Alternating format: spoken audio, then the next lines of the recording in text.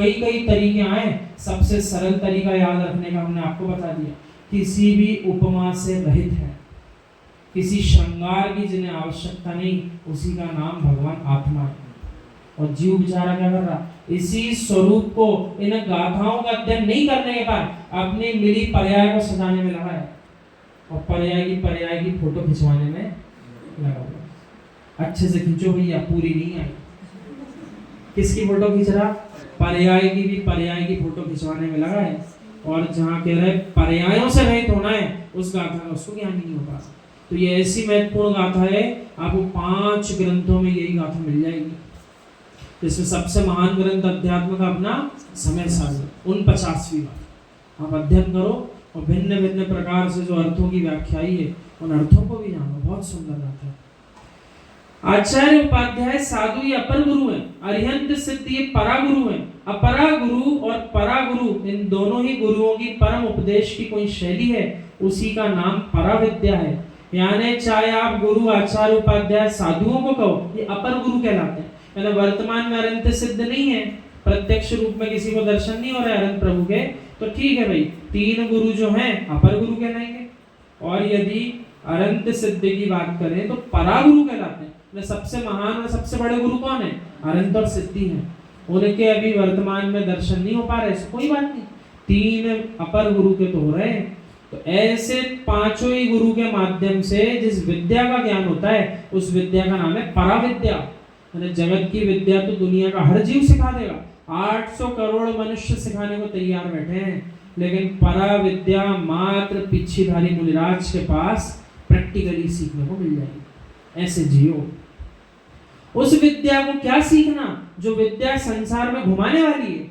यानी आप देखो तो कितनी कितनी पढ़ाई कर रहे हैं जगत के लोग, 1-1, 2-2 अंगों की पढ़ाई करने में पूरा जीवन निकाल दे रहे हैं। उसकी प्रैक्टिस बोलते हैं, उसमें महारत हासिल तब भी नहीं बोलते। क्या बोलते हैं, कितना ही बड़ा डॉक्टर बन जाए, क्या बोलेगा पढ़ाई करने के बाद, 40 साल तक भी पढ़ लेगा तो बोलेगा हम प्रैक्टिस कर रहे हैं। प्रैक्टिस का क्या अर्थ होता है, अभ्यास कर रहे हैं, अभी हमें महारत हासिल नहीं हुई। जितना अभ्यास करेंगे हमें महारत हासिल होगी, अभी हुई नहीं है। तो पूरी पर्याय निकाल दो, इस शरीर के 1, 2, 4 अंगों को पढ़ने में पूरी पर्याय निकल सकती है। अब बेचारा जीव जगत के सारे द्रव्यों को पढ़ने सीखने में लगा है, कब 3 लोग के सारे पदार्थों को जानेगा पढ़ के, कब जान पाएगा। सबसे उत्कृष्ट आयु भी मिल जाए इस मनुष्य को, और उसमें भी प्रत्येक क्षण नए नए द्रव्यों का अध्ययन करे, तब भी आप ही लोग बताओ, सारे द्रव्यों का 3 लोग का अध्ययन हो जाएगा ना, नहीं हो पाएगा। फिर भी जीव देखो क्या क्या पढ़ने समझने में लगा, ये जान लूं, ये पढ़ लूं, ये कर लूं, इसे ग्रहण कर लूं। और यहाँ कह रहा है अलिंग ग्रहण, कुछ ग्रहण मत करो, आत्मा को किसी द्रव्य की, किसी उपमा की आवश्यकता ही नहीं, उसको जान लो तो काम बन जाए। मुनि श्री निर्लोक सागर महाराज जी ने बड़ी सुंदर बात कही कि जिन्हें जिन्हें जीवों ने आज तक नियम न लिया हो, कम से कम 1 लाख माला फेरने का नियम ले लो। और इस बात का विकल्प मत करना, यदि 1 लाख माला फेरने के पहली मृत्यु हुई तो हमारा क्या होगा। अरे आप तो संकल्प लेकर जी रहे हो ना, आप तो प्रयास कर रहे हो। यदि आयु कर्म 6 भी हो गया तो इसमें आपकी क्या गलती, आप तो कटिबद्ध हो ना कि मैं जीवन पर्यंत जब जब मौका मिलेगा नमोकार पढ़ूंगा, और नमोकार पढ़ के अपना समय निकालूंगा। तो ऐसा नियम लेना चाहिए कि नहीं लेना चाहिए। अब वे 1 लाख का कहते हैं, इसलिए हम 1,01,000 बोल रहे हैं ना, 99,999 बोल रहे हैं।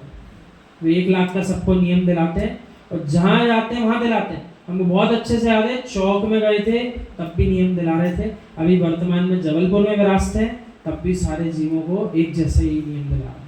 तो भैया पूरे ग्रंथों में नमोकार मंत्र की महिमा गाई गई है। किसकी महिमा गाई है, नमोकार मंत्र। ये वो मंत्र है जो सारे मंत्रों का महामंत्र है। किसी को किसी पर श्रद्धा हो पाए नहीं हो पाए, जगत में पता है लोगों को सिद्धियां क्यों नहीं हो पाती है, मंत्र सिद्ध क्यों नहीं होते। एक स्थान पर एक मंत्र पढ़ता है, दूसरे स्थान पे दूसरे जनालय में दूसरा पढ़ता है, किसी वेदी पे कोई पढ़ता है, किसी पे कोई पढ़ता है। ना तो एक ही मंत्र पर श्रद्धा है कि यही मंत्र मेरा कार्यकारी है, अरे किसी मंत्र को सीखने की आवश्यकता नहीं है।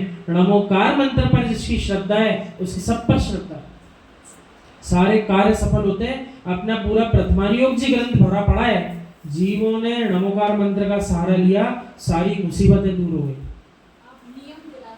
हाँ, हम तो कह ही रहे ना, हम इसलिए खुद से नहीं दिलाते भाई किसी को कोई असुविधा नहीं हो। आपको हम बता देते हैं, आप लिख लो, आप भगवान के सामने नियम ले लो, हम तो बीच में बैठे हैं बस।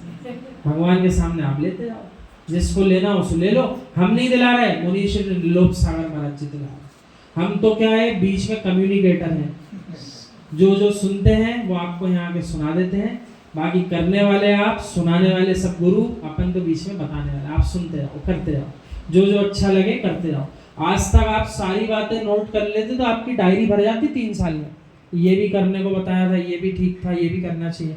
लेकिन आप सुन करके छोड़ दोगे, उतने समय तो आनंदित हो जाओगे, उतने समय अनंत गुण श्रेणी कर्मों की निर्जरा कर लोगे। लेकिन यदि इन बातों का पालन प्रारंभ हो गया तो प्रत्येक क्षण में आपके कर्मों की निर्जरा द्रुत गति से होना प्रारंभ हो जाएगा। अब वो कर्तव्य आपका है। मिथ्या